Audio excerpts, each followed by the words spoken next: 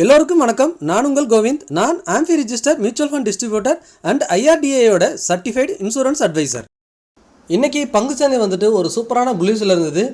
இந்த அளவுக்கு புல்லிஸில் இருக்கிறதுக்கு ஐடி செக்டர் தான் முக்கியமான காரணம். அதை தவிர்த்து எஃப்என்டோ செக்மெண்ட்டில் இருக்க டாப் 20 ஸ்டாக்ஸில் மேக்ஸிமம் 10% மினிமம் 4% வரைக்கும் எல்லா பங்குகளுமே உயர்ந்திருந்தது.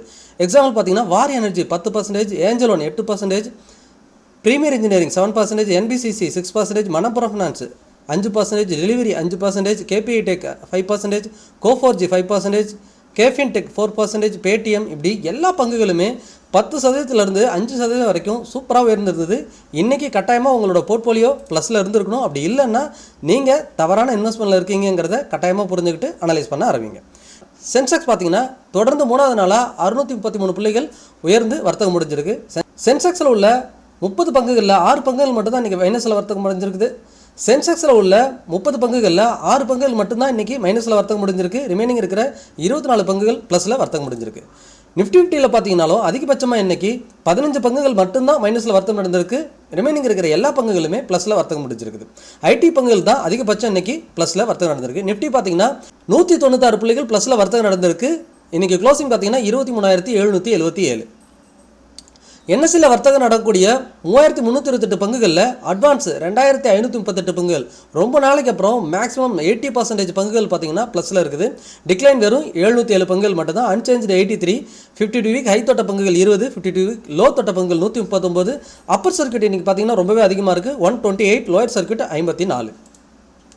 செக்டார் வைஸ் பார்த்தீங்கன்னா இன்றைக்கி அதிகபட்ச மீடியா செக்டார் 3.3% வரைக்கும் 3.35% வரைக்கும் உயர்ந்திருக்குது. ஐடி செக்டார் 3% வரைக்கும் உயர்ந்திருக்கு. ரியாலிட்டி 2.75% உயர்ந்திருக்குது. இன்றைக்கி மைனஸில் பார்த்தீங்கன்னா மெட்டல் அண்ட் எஃப்எம்சிஜி நியூட்ரல், அதுவும் பெரிய மைனஸ்னு சொல்ல முடியாது, நியூட்ரல். ஆட்டோ செக்டாரை பொறுத்த வரைக்கும் 2% உயர்ந்து முடிச்சிருக்காங்க. பேங்கிங் 0.8% வரைக்கும் உயர்ந்து முடிச்சிருக்காங்க. நிஃப்டியில் டாப் கெய்னர்னு பார்த்தீங்கன்னா Jio finance, Eternal, tech Mahindra, HCL tech, Infosys, Adani ports, எம்என்டம், டிசிஎஸ். ஐடி துறை பங்குகள் அதிகபட்சம் உயர்ந்திருக்குது இன்றைக்கி. அதுதான் பங்குச்சந்தையை இன்றைக்கி உயர்த்துறதுக்கு முக்கியமான காரணமாக இருந்துச்சு. டாப் லூசர்ஸ் நிஃப்டியில் பார்த்தீங்கன்னா சிப்லா, ஹிந்துஸ்தான் யூனிலிவர், கோல் இண்டியா, என்டிபிசி இவங்க மட்டும் தான் தலா 1% வீழ்ச்சி சந்திச்சிருக்காங்க. மற்றவங்கெல்லாம் 0.5% வரைக்கும் தான் வீழ்ச்சி சந்திச்சிருக்கு. எஃப்ஐ டேட்டா பார்க்கலாம். நேற்று நம்மளோட பங்குச்சந்தை உயர்ந்து தான் முடிஞ்சிருக்கு. எஃப்ஐ பார்த்தீங்கன்னா அவங்களோட செல்லிங்கை குறைச்சிருக்காங்க. வெறும் 4,741 கோடி தான் செல் பண்ணியிருக்கிறாங்க. நேற்றும் நம்ம 5,225 கோடிக்கு பை பண்ணியிருக்கோம். இன்றைக்கி என்ன பண்ணியிருக்காங்க அப்படிங்கிறத நாளைக்கு நம்ம செக் பண்ணலாம். இது வரைக்கும் மந்த்லியில் பார்த்தீங்கன்னா 70,000 கோடிக்கு எஃப்ஐ செல் பண்ணியிருக்காங்க. நம்ம 88,000 கோடிக்கு பை பண்ணியிருக்கோம்.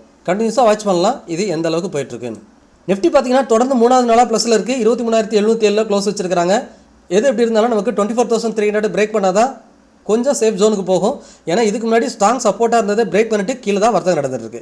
இதை பிரேக் பண்ண தான் இந்த பையிங் ஜோனுக்குள்ளே போகும். வெயிட் பண்ணி பார்க்கலாம். இதை தவிர்த்து கோல்டு பார்த்துடலாம். கோல்டில் எந்த மாற்றமும் இல்லை. அந்த $5,000 இருந்து கொஞ்சம் இன்றைக்கி மைனஸில் வர்த்தகம் நடக்குது. $4,980 வர்த்தகம் நடந்துட்டுருக்கு. தொடர்ந்து வீழ்ந்துக்கிட்டு தான் இருக்குது. பட் பெரிய வீழ்ச்சி இல்லை, ஒரு நியூட்ரலான பொசிஷனில் இருக்குது. பட் நம்ம பாட்டமில் வரும்போது 4,500, 600 அந்த ரேஞ்சுக்கு வரும்போது அக்குமுலேட் பண்ண ஆரம்பிக்கலாம். சில்வர் பார்த்தீங்கன்னாலும் அதே ரேஞ்சில் தான் இருக்குது. $79 தான் இருக்குது. $70 வந்தால் நம்ம அக்குமுலேட் ஆரம்பிக்கலாம். அதையும் பிரேக் பண்ணால் கொஞ்சம் அக்ரெசிவ் பை பண்ணலாம். அது வரைக்கும் சில்வரும் சைட்வேஸில் தான் இருக்குது. முதலீடு செய்வதற்கு முன் உங்களோட ஃபினான்ஷியல் அட்வைசரை கட்டாயமாக டிஸ்கஸ் பண்ண மறக்காதீங்க. நீங்கள் நம்ம மூலியமாக ஃபினான்ஷியல் பிளான் பண்ணிக்கலாம். அதுக்கு டிஸ்பிளே தெரியிற வாட்ஸ்அப் நம்பருக்கோ அல்லது மெயில் ஐடிக்கோ தொடர்பு கொள்ளுங்கள். பங்குச்சந்தை தொடர்பான டெய்லி அப்டேட்டுக்கு டெலிகிராம் சேனல் லிங்க் கொடுக்குற சர்ச் பண்ணி ஜாயின் பண்ணுங்கள்.